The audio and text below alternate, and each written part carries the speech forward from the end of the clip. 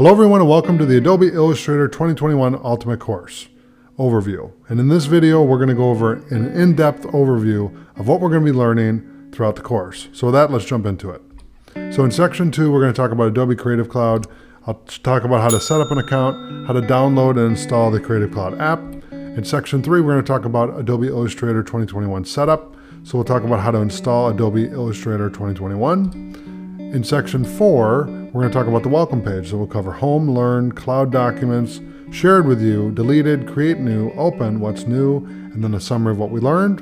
In section 5, we're going to talk about the main menu. So we'll cover file, edit, object, type, select, effect, view, window, help, and then summary. In section 6, we're going to talk about tools. So we'll talk about how to customize the toolbar, how to create a new file, selection tool, direct selection, group selection, and magic wand tools. Lasso, artboard, pen, curvature, rectangle, paintbrush, and type tools. And then we'll talk about the rotate, eraser, shape builder, gradient, eyedropper, width, and zoom tools, and then go over a summary of what we learned.